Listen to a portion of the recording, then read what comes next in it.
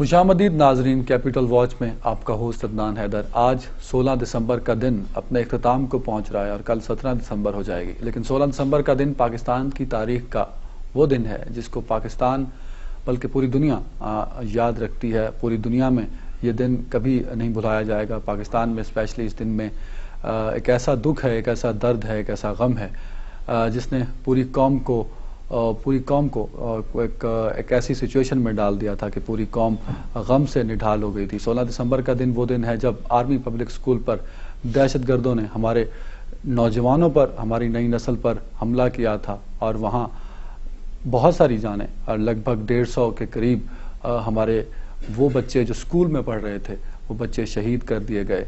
और कितना अफसोस होता है कि उन बच्चों की शहादतें जब हुई, उन बच्चों को जब मारा गया तो कहा जाता है कि नारे तकबीर के नारे लगाए गए थे। और वो दहशतगर्द जो मुसलमान होने का शायद दावा करते थे या इस्लाम के दाई होने का दावा करते थे, उन्होंने मासूम बच्चों की जानों को बेदर्दी से कत्ल किया। आज सारा दिन आपने देखा होगा पाकिस्तान टेलीविज़न की स्क्रीन्स पर, मुख्तलिफ चैनल्स की स्क्रीन्स पर, अखबारात में कि इस दिन क्या हुआ था जब एक साल गुजर गए। एक साल कबल 16 दिसंबर 2014 को एक अलमनाक दिन था जब पाकिस्तान में पूरी कौम ने उस दुख, उस दर्द को महसूस किया जब आर्मी पब्लिक स्कूल पेशावर पर दहशतगर्दों ने हमला किया। 16 दिसंबर का दिन पाकिस्तान के लिए इसलिए भी एक अफसोसनाक दिन माना जाता है क्योंकि 16 दिसंबर को ही पाकिस्तान टूटा था और बांग्लादेश बना था। 16 दिसंबर का दिन वाकई एक स्याह दिन है और पाकिस्तान इस स्याह दिन में इसको स्याह दिन के तौर पे मनाता रहेगा। लेकिन क्या दहशतगर्दों के नापाक अज़ाइम से हमने कुछ सीखा? क्या नेशनल एक्शन प्लान के बाद कुछ तब्दीली इस मुल्क में आई? क्या उन बच्चों की कुर्बानी, क्या उन बच्चों का खून जो हम कहते हैं कि कभी आएगा नहीं जाएगा और इस मुल्क में अमन आएगा और हम सब लड़ेंगे दहशतगर्दों के खिलाफ, तो हम कहाँ तक कामयाब हुए? इसी हवाले से आज हम बात करेंगे। आज हमारे साथ मेहमान मौजूद होंगे। अलामा अमीन शहीदी साहब मजहबी स्कॉलर हैं, सर खुशामदीद। निगहत और रकज़ई हमारे साथ होंगी, पाकिस्तान पीपल्स पार्टी से और पेशावर से हैं। और ये वो खातून हैं, जब ये वाक़या हुआ तो वाक़या जब पेशावर में हमला हुआ APS में, तो उस शुरू से लेकर रात गए तक ये वहाँ रहीं और जब निढाल हो गई तो इन्हें उठा कर ले जाया गया। जब तक ये पूरे होश हवास में थी, रात गए तक ये वहाँ रहीं। क्या हुआ, इनसे हम बात करेंगे। मैम खुशामदीद। इसी तरह हमारे साथ मौजूद होंगे ब्रिगेडियर जॉन विलियम्स, सेनेटर हैं पाकिस्तान तहरीक इंसाफ से। APS स्कूल जब बनाए गए उनकी तारीख को बड़ी अच्छी तरह जानते हैं, क्यों बनाए गए APS पेशावर पर हम इनसे बात करेंगे। सर खुशामदीद। मैं जब बहुत छोटा था, शुरू की स्कूल की क्लासेस में, तो नमाज जुमा के बाद जब हम वापस जाने लगे तो मस्जिद में नारा तकबीर के नारे बुलंद हुए, अल्लाह अकबर की सदाएं बुलंद हुई। तो मैंने अपने वालिद से पूछा कि अब्बू, मेरी अम्मा तो मुझे ये बताती हैं कि इसी नारे के साथ हज़रत हुसैन को कत्ल किया गया था। करबला में जिन बच्चों को, जिन नौजवानों को, ईमान वालों को शहीद किया गया और वो शहीद करने वाले यही नारा लगाते थे, तो ये तो नारा नहीं लगाना चाहिए। तो मेरे अब्बू ने कहा कि वो जालिम लोग थे। और ऐसा ही हुआ पेशावर में। वो जो लोग आए और कहते ये हैं कि वो भी नारा तकबीर लगाते थे, अल्लाह अकबर की सदाएं बुलंद करते थे, लेकिन मासूमों को कत्ल किया, उन मासूमों को का नाजायज़ खून बहाया। अलामा साहब, मैं आपसे पूछूंगा क्या वजह है, क्योंकि आप बड़ी गहरी नज़र रखते हैं, करबला पे भी आपको एक अबूर हासिल है, उस पूरे वाक़े को आप समझते हैं। क्या इतने छोटे हो गए मुसलमान, या वो असर नहीं करता तकबीर का कलमा और अल्लाह अकबर के, यहाँ तक आ जाते हैं दहशतगर्द? बिस्मिल्लाहिर्रहमानिर्रहीम। सबसे पहले तो मैं पूरी कौम को आज के इस दिन की मुनासिबत से तस्लीत अर्ज़ करूँगा, क्योंकि बहरहाल एक बहुत अजीम और बड़ा दिन है आज का दिन, और अहम दिन है इस हवाले से कि कौम के मासूम बच्चों के गले काटे गए हैं। जहाँ तक आपके सवाल का ताल्लुक़ है, देखिए, इस्लाम हमेशा उसके दो पहलू रहे हैं। एक वो जो नबी करीम का दिया हुआ इस्लाम था, और एक वो जो बाद में बनी उमैया और बनी अब्बास ने जिसको अपने लबादे में और अपने मफादात के लिए उसका रुख मोड़ा। और उसका नतीजा यह है कि एक तरफ हकीकी इस्लाम था और दूसरी तरफ वही इस्लाम जो उमवी और अब्बासी जालिम बादशाहों ने लोगों के सामने पेश किया। तो अभी जो आपने करबला का हवाला दिया, तो उसमें भी आपने देखा होगा कि एक तरफ रसूलुल्लाह सल्लल्लाहु अलैहि वसल्लम की पाकीज़ा औलाद थी और उनके आखिरी नवासे थे, اور دوسری طرف وہ لشکر تھا جو اسلام کا نعرہ لگاتا تھا، کلمہ توحید پڑھتا تھا، اور جب وہ رسول اللہ کے اپنے نواسے کے گلے کو کاٹنے میں مصروف تھا لشکر، تو اس وقت یہ کہا جا رہا تھا کہ جلدی کرو تاکہ ہم نماز پڑھ سکیں. یعنی یہ بھی نماز ہے، وہ بھی نماز ہے جو حسین ابن علی نے پڑھی ہے، یہ بھی تکبیر ہے اور وہ بھی تکبیر ہے جو حسین ابن علی نے بلند کی ہے. تو یہ تکبیر پر کبھی بھی نہیں جانا چاہیے، نمازوں پر کبھی بھی نہیں جانا چاہیے، داڑھیوں پر کبھی بھی نہیں جانا چاہیے، جبہ و دستار کو کبھی بھی نہیں دیکھنا چاہیے. دیکھنا یہ چاہیے کہ اصل اسلام ہے یا پھر جعلی اسلام ہے. آج جو کچھ داعش عراق کے اندر، سیریا کے اندر کر رہی ہے، جو کچھ بوکو حرام نائجیریا کے اندر کر رہا ہے، جو کچھ افغانستان میں، پاکستان میں طالبان نے کیا ہے اور مختلف لشکروں نے کیا ہے، یہ اسلام کے نام پر اگرچہ کیا ہے، لیکن آپ کو یہ معلوم ہے کہ کردار کے لحاظ سے یہ کیسے لوگ تھے. ان کے کردار کے حوالے سے آپ اگر ان کی تاریخ اٹھا کر دیکھ لیں اور اندر جا کر ان کے لوگوں سے پوچھیں تو پتہ چلے گا کہ اسلام ان کو چھو کر بھی نہیں گزرا.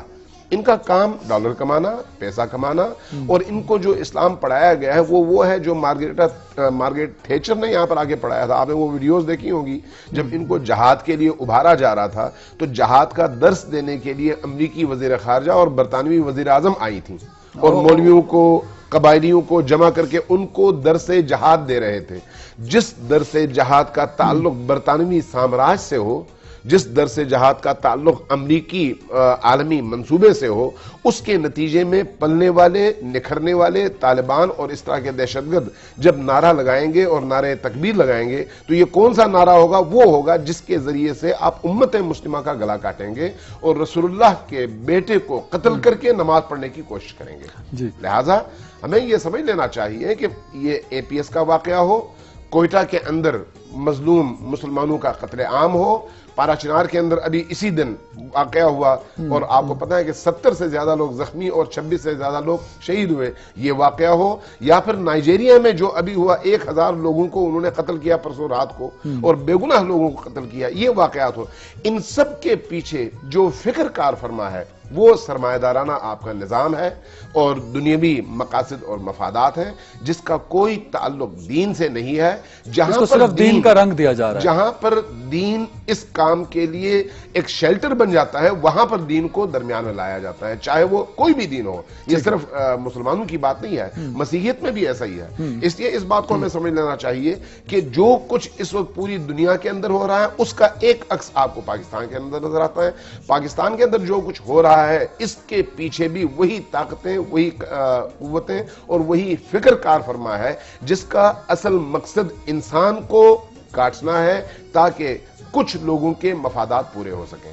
لہذا اس کا کوئی تعلق کسی دین سے اور کسی آئیڈیالوجی سے نہیں ہے. میم، آپ اس دن وہاں تھیں، آج سے 1 سال پہلے جب یہ واقعہ ہوا، پشاور پر حملہ ہوا، معصوم بچوں کو بری بے دردی سے مارا گیا، کیا سچویشنز تھی؟ کیونکہ آپ وزیر اعلیٰ کے ساتھ، پرویز خٹک صاحب کے ساتھ تھیں، آپ پھر اسکول گئیں، پھر ہاسپٹل گئیں، پھر سی ایم ایچ گئیں، پھر واپس آئیں اور پورے میڈیا پہ بھی آپ رات گئے تک رہیں. بسم اللہ الرحمن الرحیم. انا للہ و انا الیہ راجعون. حالانکہ یہ ان کے لیے کہا جاتا ہے کہ جو مر جاتے ہیں، لیکن جو یہ حادثہ ہوا یہ مرے نہیں، یہ زندہ ہیں، کیونکہ خود اللہ تعالیٰ یہ فرماتے ہیں کہ شہید جو ہے وہ کبھی مرتا نہیں ہے، وہ ہمیشہ زندہ رہتا ہے.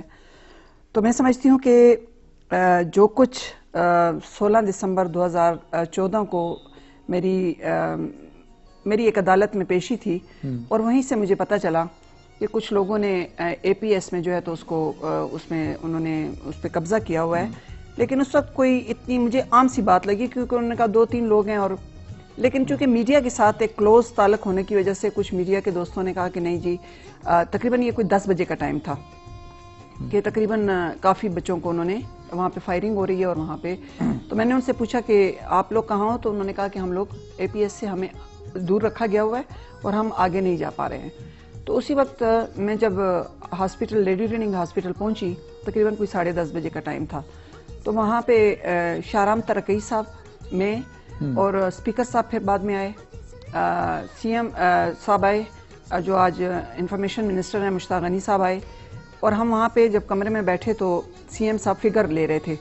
تو اس وقت جو سچویشن تھی وہ LRH ہاسپٹل کی، کیونکہ ایک بڑا ہاسپٹل ہے پشاور کا، تو وہاں پہ جب انہوں نے فگر لی تو مجھے ایگزیکٹ ابھی تک فگر یاد ہے کہ انہوں نے کہا کہ یہاں پہ 26 بچوں کی لاشیں لائی جا چکی ہیں۔ تو ہم سب جب بیٹھے ہوئے تھے تو ان میں میں نے کہا CM صاحب یہ ہماری LRH کی جو ہے تو وہ کاؤنٹنگ ہوگی، آپ دوسرے ہاسپٹل سے بھی پتہ کریں۔ تو CM صاحب چونکہ بہت زیادہ آپ CM صاحب کے ساتھ تھیں تب؟ جی میں پہلے پہنچ چکی تھی، چونکہ میں عدالت سے گئی تھی جب مجھے پتا چلا کہ وہاں پہ فائرنگ ہوئی اور بچے زخمی ہو کے ہاسپٹل آئے ہیں، تو میں ہاسپٹل چلی گئی تھی، تو CM صاحب وہاں پہ تشریف لائے۔ تو پھر CM صاحب نے جب دوسرے ہاسپٹل میں لائے تو CMH سے ہمیں اطلاع آئی کہ وہاں پہ تو تقریباً مور دین 80 جو ہے تو وہ ڈیڈ باڈیز پہنچ چکی ہیں۔ اس کے بعد ہم لوگ جب گئے، میں نے CM نے اور ہمارے اسپیکر صاحب اسد کیسر صاحب نے جب ہم نے راؤنڈ لیا تو ہم بچوں کے پاس گئے، تو وہاں پہ جو بچے زخمی تھے تو جو بہت زیادہ زخمی تھے اور ان کا علاج معالجہ ہو رہا تھا، 2-3 ان میں اسٹیبل بھی تھے، تو جب میں میرے پاس ان کی تصویر ہے اس دن کی، تو میں نے جب اس بچے کے سر پہ ہاتھ رکھا تو CM صاحب بھی کھڑے تھے، اسد کیسر ہمارے جو اسپیکر ہیں وہ بھی کھڑے تھے، تو میں نے اس بچے سے پوچھا کہ بچے واقعہ کیا ہوا اور کیسے ہوا اور کتنے لوگ تھے؟ تو وہ مجھے کہتے ہیں کہ آنٹی وہ تقریباً کوئی 25 سے 30 تک کے درمیان کی۔ اچھا، لیکن ہمارا میڈیا اور باقی لوگ تو کہتے ہیں کہ 7 دہشت گرد۔ نہیں، میں میڈیا کو جھٹلاؤں گی نہیں، کیونکہ میڈیا کے ساتھ میرے بڑے اچھے تعلق ہیں، تو اس وقت شاید میڈیا کو یہی اطلاع ہوگی، لیکن چونکہ وہ اندر تھے، ان پہ گزری تھی تو انہوں نے CM صاحب کے سامنے اور ہمارے سامنے جب یہ بات کی تو ہم نے کہا شاید یہ بچہ ہے تو بچہ شاید زخمی حالت میں ہے، تو اس وجہ سے اس کو صحیح پتہ نہیں چل رہا ہے۔ پھر ہم نے اس سے پوچھا کہ تمہارے ساتھ کیا ہوا، تو اس نے کہا کہ یہ اتنے ظالم لوگ ہیں جو کہ جیسے کہ ابھی فرمایا انہوں نے، میں مطلب ایک طالب علم ہی ہوں دین کی، لیکن انہوں نے جتنی بھی باتیں کی ہیں میں ان کو سیکنڈ کرتے ہوئے یہ ضرور کہوں گی کہ یہ مسلمان، اور میری نظر میں انڈیویجولی اپنی ذاتی رائے دیتی ہوں کہ یہ جو دہشت گرد اپنے آپ کو مسلمان کہتے ہیں اور نعرہ تکبیر بلند کرتے ہیں، میں ان کو مسلمان تو کیا، میں ان کو انسانیت کے اس سے بھی خارج کرتی ہوں۔ یہ تو انسان بھی نہیں ہے، یہ درندے ہیں، یہ وہ درندے ہیں جو کہ جیسے شیر درندہ ہے، جیسے کہ بھیڑیا درندہ ہے، جو کہ کسی بھی چیز کو چیر پھاڑ دیتا ہے اور اس کو کوئی پتہ نہیں چلتا۔ شاید وہ درندہ بھی اتنے بے رحم نہیں ہوگا۔ تو جب بچے سے میں نے پوچھا تو بچے نے کہا کہ پھر میں نے ان سے انٹرویو لینا شروع کر دیا، تو انہوں نے کہا کہ آنٹی جب وہ مار رہے تھے سب لوگوں کو تو اس کے بعد وہ کیا کرتے تھے کہ وہ چیک کرنے کے لیے، مطلب اتنی کیسا مسلمان ہے یا کیسا انسان ہے کہ وہ اس کو چیک کرنے کے لیے اس کے زخم پہ دوبارہ پاؤں مارے گا تاکہ یہ چیخے یا اس کے منہ سے کوئی آوازاری نکلے تو میں اس کو دوبارہ گولی مار دوں۔ تو انہوں نے کہا، میں نے کہا پھر آپ، تو انہوں نے کہا 2-3 بچے جب مجھ پہ گرے تو چونکہ میں خون میں تو نظر نہیں آ رہا تھا تو میں نے اپنی ٹائی جو ہے تو وہ منہ میں لے لی اس درد کو بچانے کے لیے تاکہ میری آواز نہ نکلے اور یہ مجھے مار نہ ڈالیں۔ پھر اس کے بعد جب ہم لوگ CMH ہاسپٹل گئے، CM صاحب میرے ساتھ تھے، ہم لوگ وہاں پہ بہت زیادہ ماں باپ اور جو لوگ جن لوگوں کو اطلاع، جن کے بچے پڑھ رہے تھے وہاں پہ، تو وہاں پہ بہت زیادہ ایک کراؤڈ تھا تو ہمیں اندر جانے نہیں دیا جا رہا تھا، لیکن بہرحال ہم لوگ جب اندر گئے تو آپ بلیو کریں کہ میں نے اسی وقت یہ، حالانکہ میں کوئی عالم نہیں ہوں، حالانکہ میں کوئی مولوی نہیں ہوں، حالانکہ میں ایک عام ایک مسلمان ایک عورت ہوں اور میرا صرف اللہ، رسول اور قرآن پہ اور احادیث پہ یقین ہے۔ میں کسی مولوی کے اسلام کو نہیں مانتی ہوں، یہ بالکل میں کسی مولوی کے اسلام کو نہیں مانتی ہوں، میرے لیے میرا یہ اسلام کافی ہے، اور وہ عالم جو کہ صحیح طریقے سے اسلام کی تشریح کرتے ہیں میں ان کے اسلام کو مانتی ہوں، میں اللہ کے اسلام کو مانتی ہوں، میں رسول کے اسلام کو مانتی ہوں۔ تو اس میں جب ہم لوگ وہاں پہ گئے تو وہاں پہ خون ہی خون تھا، اور وہاں پہ بچوں کو ہاسپٹل کی سیڑھیوں نہیں جی، دروازے سے لے کر اوپر تک جہاں سے لے کر ان کو جا رہے تھے۔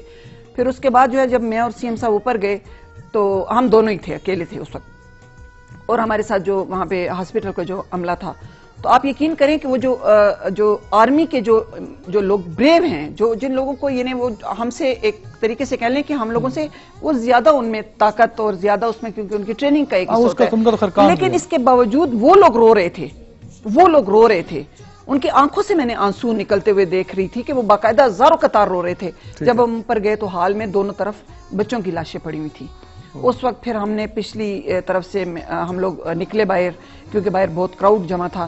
پھر اس کے بعد میڈیا کے ساتھ صبح 3 بجے تک پھر میں رہی. ہم اس پہ میم کنٹینیو کریں گے. سر میں آپ کی جانب جاؤں گا. آپ وہ شخص ہیں جو اے پی ایس جب سے بنا تب سے جڑے ہیں، اور آپ اے پی ایس کو دیکھ رہے ہیں کیوں بنایا گیا، کس لیے بنایا گیا. آرمی پبلک اسکول ہی کیوں ٹارگٹ تھا دہشت گردوں کا، اور کیا آرمی پبلک اسکول میں سیکیورٹی کم ہوتی ہے، سیکیورٹی چیک اسی طرح ہے جس طرح باقی پرائیویٹ اسکولوں میں ہوتا ہے؟ سب سے پہلے تو میں یہ کہنا چاہوں گا کہ آج 16 دسمبر ایک قومی المیہ کا دن ہے، اور یہ ایسا واقعہ ہوا ہے جس نے ہماری پوری پاکستانی قوم کو جھنجھوڑا ہے، اور اس کی ذریعے سے، اس کی وجہ سے ہماری جو نیشنل ایکشن پلان ہے وہ بنا، اور دہشت گردوں کے خلاف ایک بھرپور مہم چلائی گئی ہے جس میں پیش پاکستان آرمی ہے، اور بہت سارے مثبت نتائج ہم نے حاصل کیے ہیں. جہاں تک آرمی پبلک اسکول کا تعلق ہے، یہ 1988 میں جنرل مرزا اسلم بیگ کے زمانے میں یہ چیز اسٹیبلش ہوئی. وہ اس طرح سے کہ سب سے پہلا آرمی پبلک اسکول کوئٹہ میں بنا ان دی منتھ آف اپریل 1988 جی. اور اس کے بعد سے یہ سلسلہ چل اٹھا، اور یہ پورے پاکستان میں آج تقریباً 27 سالوں کے بعد 100 سے زیادہ آرمی پبلک اسکول پاکستان میں ہیں. اس کی ضرورت فوج کو اس لیے محسوس ہوئی کہ ہماری بڑی فریکوینٹ پوسٹنگز ہوتی ہیں افسروں کی، جے سی اوز کی، این سی اوز کی، اور ان کے بچوں کی جو تعلیم ہے وہ افیکٹ ہوتی ہے. کوئی گارنٹی نہیں تھی کہ وہ ان کو ایڈمیشن ملے گا یا نہیں ملے گا. سلیبس فرق ہے، یونیفارمز فرق ہیں، اخراجات بھی بڑھ جاتے ہیں، اور مشکلات بھی بڑھتی ہیں. تو ان سب باتوں کو حل کرنے کے لیے انہوں نے یہ سسٹم ہم نے بنایا. اس میں مجھے یہ ڈیوٹی سونپی گئی کہ پہلا اسکول میں نے army public school 7 streams Quetta میں بنایا، اور کچھ رولز اس کے بنے کہ یونیفارم برابر ہوں گے، سلیبس برابر ہوگا، اور اس وقت سیکیورٹی کو مد نظر نہیں رکھا گیا. نہیں، سیکیورٹی کا اس وقت یہ عالم نہیں تھا جو آج ہے. ٹھیک ہے. اور سیکیورٹی جیسے کہ نارمل سیکیورٹی ہوتی ہے، گیٹس بنے، ان کے اوپر گارڈز کھڑے تھے، اور یہ ساری باتیں تھیں، موجود تھیں. اور جوں وقت گزرتا گیا اور حالات بگڑتے گئے تو سیکیورٹی کو بڑھا دیا گیا، اور آج تقریباً ہر سکول کے لیے سیکیورٹی جو ہے اس کی 80% ذمہ داری آرمی نے اپنے پہ لی ہے. ہر آرمی پبلک اسکول کی؟ ہر آرمی پبلک ٹھیک ہے. سر علامہ صاحب آپ کی جانب آؤں گا. میم نے ایک بات کی تھی کہ ان کو تو مسلمان ہی نہیں کہنا چاہیے. علماء کا بڑا اہم کردار ہے مسلم معاشرے میں اسپیشلی، اور اس لیے مسلم معاشرے میں جب بھی کچھ ایسا ہوتا ہے تو ہم بات ڈائریکٹلی علماء پر، عالم دین پر اور مولوی حضرات پر لے جاتے ہیں. تو کیا ہم نے جو علماء کو اتنا فری ہینڈ دے دیا تھا کہ اوپنلی وہ سب کچھ کرتے پھرے، اور پھر ہمیں نیشنل ایکشن پلان کی ضرورت پڑی، جس میں اگر دیکھا جائے تو 50% سے زیادہ پوائنٹس جو ہیں نیشنل ایکشن پلان کے وہ ڈائریکٹلی یا انڈائریکٹلی علماء حضرات سے جڑتے ہیں؟ آپ کی بات بالکل درست ہے، لیکن یہ بھی دیکھیے کہ کون سے علماء اس پورے گزشتہ 35 سال کے عرصے میں پاکستان کے اندر رہنے والے کن کن مکاتب کے لوگوں کو پروموٹ کیا گیا اور اس طرح سے جہاد کے کلچر کے نام پر دہشت گردی کے لیے تیار کیا گیا. وہ کون سے لوگ تھے؟ اس کی بھی نشاندہی ہونی چاہیے نا. ساتھ میں یہ بھی تو نشاندہی ہونی چاہیے کہ جب بعد میں دہشت گردی عروج پہ پہنچی تو پھر انہی لوگوں کو کس طرح سے کالعدم قرار دے دیا گیا، یا کچھ لوگوں کو کالعدم قرار دیا گیا. سب کچھ لوگوں یہ ایکچوئل بات ہے، میں بھی یہ کہنے والا تھا. اچھا، پھر یہ بھی سوال اٹھنا چاہیے نا کہ جن کو کالعدم قرار دے دیا گیا ان کو پھر کیسے فری ہینڈ ملا اور وہ تمام کام اب تک کرتے رہے ہیں اور اب بھی کر رہے ہیں. دیکھیے، مسئلہ علماء اور غیر علماء کا نہیں ہے. سیاستدانوں کے اندر بھی دہشت گرد موجود ہیں، علماء کے اندر بھی دہشت گرد موجود ہیں، علماء کے لباس میں بھی شدت پسند موجود ہیں، اور سیاسی پارٹیوں کے اندر بھی موجود ہیں. ابھی انہی الیکشنز میں مجھے یہ بتائیں کہ پاکستان کی کون سی ایسی بڑی پارٹی تھی جس نے ان دہشت گردوں اور کالعدم جماعتوں کے ساتھ الائنس نہیں بنایا جن کو ان کی دہشت گردی کی وجہ سے بین کر دیا گیا تھا؟ کون سی ایسی جماعت ہے؟ کوئی ایک جماعت بتا دیں. تو اس کا مطلب یہ ہے کہ یہ صرف مولویوں کا مسئلہ نہیں ہے، یہ سیاستدانوں کا بھی مسئلہ ہے. مولوی کا بھی پیٹ ہے، सियासतदान का भी पेट है। उसके पेट का जब मसला पेश आता है तो वो अपने पेट की खातिर कौम की कुर्बानी देता है, और दहशतगर्द भी अगर उसको मिल जाए तो उसे कुछ न कुछ हासिल करने के लिए सर पे बिठाता है। मौलवी को भी जब पैसे मिलते हैं तो वो अपना दीन भी बेचता है, ईमान भी बेचता है, कौम को भी बेचता है और खून का सौदा भी करता है। लिहाजा ये आलिम और गैर आलिम का मसला नहीं है, मदरसे और गैर मदरसे का मसला नहीं है, मसला सियासी है, मसला इक्तिसादी है, मईशत का है। आपने जब लोगों को एक राह पर लगा दिया जहाद के नाम पर, उनको दो चीजें मिल गई।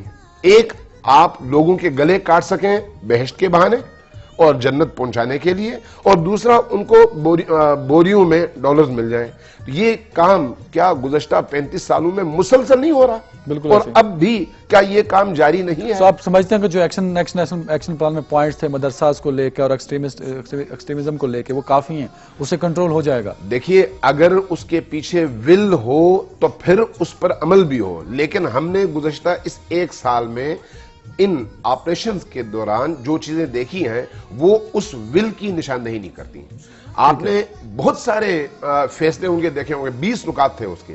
उन 20 नुकात में से कितने नुक्तों पर अमल हुआ? क्या उन्होंने ये नहीं कहा था कि हम दहशतगर्दों को बिल्कुल नहीं छोड़ेंगे, चाहे वो नाम बदल कर ही क्यों ना आए, हम उनको काम नहीं करने देंगे? आप इनडायरेक्टली ये कह रहे हैं कि अभी भी दहशतगर्द काम कर रहे हैं और हुकूमत जानती है। ये बताएं ना कि अभी इन्हीं दिनों जिन लोगों को आपने बल्दियाती इलेक्शन में आने की इजाजत दी राय हक के नाम से, राय हक पार्टी के नाम से, क्या वो उन तमाम दहशतगर्दों पर मुश्तमिल लोग नहीं थे?